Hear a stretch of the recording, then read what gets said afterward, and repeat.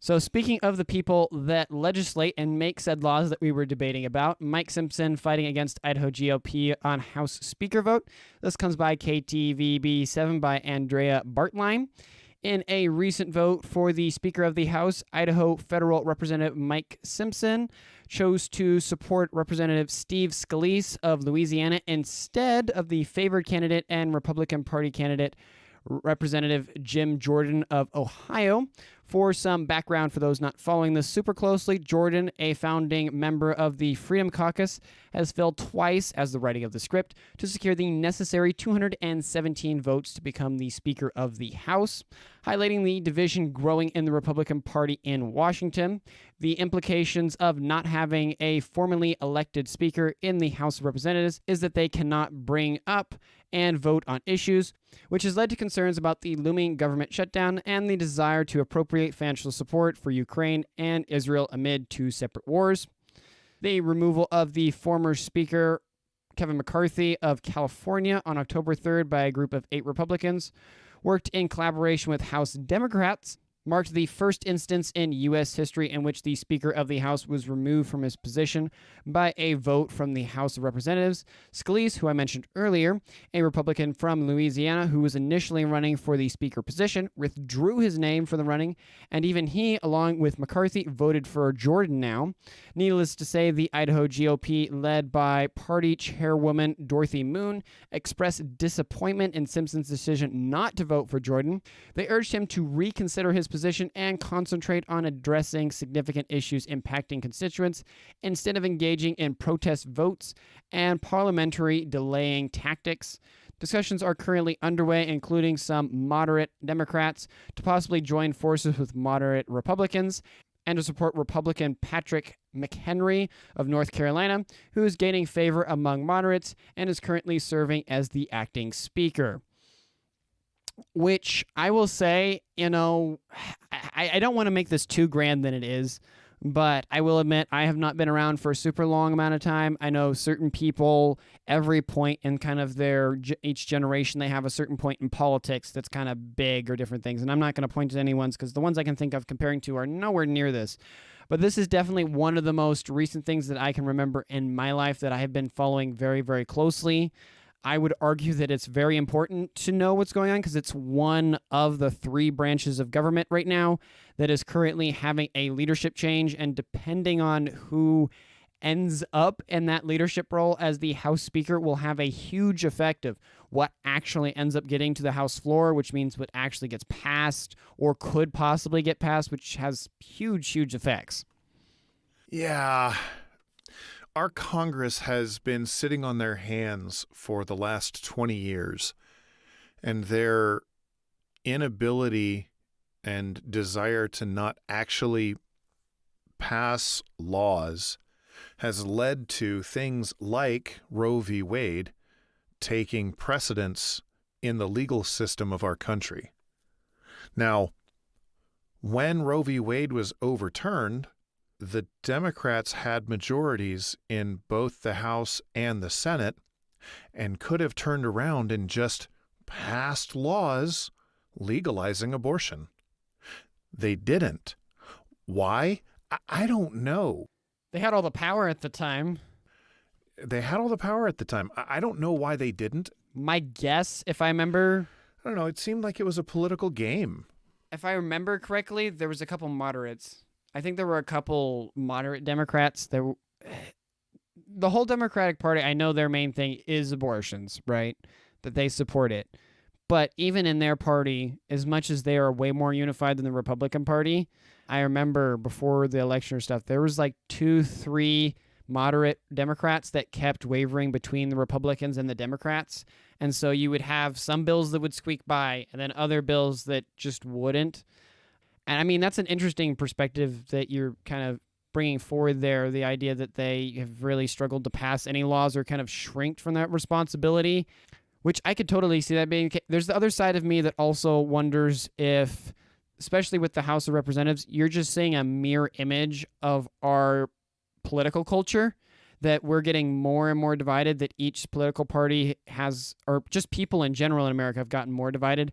And you see that forefront, how that plays out on the political stage, where the people that are actually getting elected in the House of Representatives. And so you're seeing this gridlock because I would say culturally in politics in America, it's gridlocked.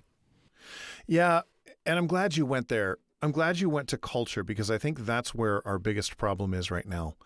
Because as the right, we've kind of given up on our educational institutions. We've decided that church is supposed to be completely separate from government. And so what happens inside the church has no impact outside the church.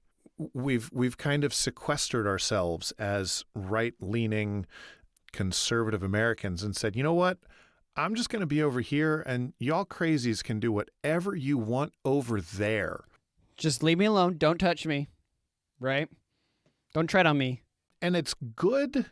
Don't tread on me is good to a certain extent. Don't mess with Texas is good to a certain extent. But at some point, we have to reach young people. At some point, we have to reach other people. And so looking at the state of our politics at this point, it seems like the vast majority of the problems isn't necessarily due to the fact that they won't do anything, oddly enough. It's due to the fact that our politics are completely run by our media organizations, by CNN, ABC, NBC, Fox News. You can throw them in there as well.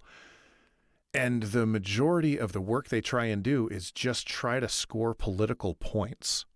They're not trying to actually govern. One of the reasons that McCarthy was ousted was that the Freedom Caucus, they wanted to put an end to just pushing the bill down the road, saying, hey, yeah, there's this government spending, but we need to keep the government open, so let's just push it down the road. And I'm very glad you brought them up, because well, no, it's not just that though. It's oh gosh, what's the name of the Florida representative? I'm blanking on his name. He was on Tim Pool's show not too long ago. Matt Gaetz. Matt Gaetz is the guy. So Matt Gaetz is the Florida representative. So one of the things he was talking about when he was on with Tim Pool is that one of the things they did in Florida is they only vote on single issue bills. Oh, the omnibus bill stuff. Yeah. Yes. Yeah. So omnibus, that's the thing. And that's like the biggest thing the Freedom Caucus wants to pass is no more omnibus bills. No more of these bills that say, yeah, this is the bill to help grandmas in the nursing homes. Oh, but also here's $5 billion for Ukraine. Yeah. Like, no. Let's vote on grandma and then let's vote on Ukraine. Two separate things. We're not going to vote on the same thing. And McCarthy said he was going to support that, and then he completely backed away from it and didn't. And so when I talk about messaging, one of the messaging things that's happened is the establishment media, they've come after the Freedom Caucus saying that, wow, they just want the government to shut down and they want our army people to not get their money. Which is a lie. If the government did shut down, they're still going to get check. It's a complete lie. One, they're still going to get checks. And two, they passed legislation. They passed a single item bill that said that the military will at least get their paychecks. They covered that base. They said, no, military is going to get paid. That's not going to stop. Everything else might stop. And the one place the media has come after them on is saying that, well, our fighters who are overseas, their wife and small children at home, they're not going to get paid if we shut down. Which is ad hominem and straw man to the moon. You don't think that the U.S. government and its legislative body said, hey, in the event that, the House or the Senate or some part of this gets gridlocked and whatever else, and funding can't be figured out. Oh yeah, we're totally not going to have a provision in there that the defensive force that allows us to come back together in the event that someone tries to sneak attack us, we're totally not going to keep them funded and running. No, yeah, you are. If you're having a fight in your house with your family, that doesn't mean the minute that you've all fought and you've ran away from the kitchen table, you turn off all the security systems around the house. No, they stay on. The doors stay locked. Yeah. So, I agree fully and completely with the ousting of Mike McCarthy. I agree fully and completely with Jim Jordan getting the nomination. And I agree fully and completely with any Rhino Republicans who are not on board with some of these things that the Freedom Caucus wants. Primary their sorry behinds and get rid of them. I'm done with it. Yes. Which, coming full circle back to the Idaho half of this, because this is a show about Idaho, coming back to Mike Simpson. He, I think, is suspect. He's District 2, which is not Boise. It's southeast. There, some parts of, I think it was northeast Ada County. The north side of Boise, I think, is part of his district. I don't remember. The Wikipedia article I was reading said it was redrawn at some point. But anyway, he's District 2. So if you are of like mind to Tyler and I, primary him to the moon. Just get rid of him. Yes, and I went and pulled up his Twitter here to quote his response on this. Quote, Steve Scalise earned my vote for Speaker in the last 2 rounds. He has repeatedly proven his leadership as our conference majority leader, and I'm honored to support him. Intimidation and threatening tactics do not and will not work, period, end quote.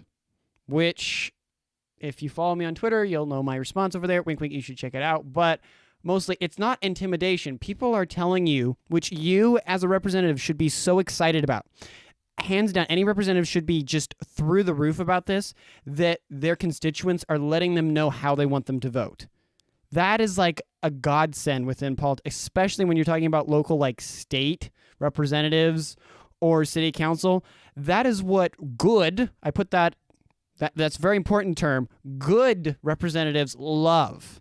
If you have a problem with your constituents reaching out and letting you know in a meaningful way, just calling and lettering and messaging, and you can go on Twitter and see all the responses that are going on below this. Some of them, I will admit, are not the nicest, but that's Twitter. Others of them are very respectful and making a good point. If you're calling those intimidations, then who are the people you really represent? Is it lobbyists now in Washington, D.C., or your actual constituents? So yeah, primary the crap out of him. And also, I think this, before closing and moving on to the next story, and I know we're taking a bit longer in these, but I think these are good discussions.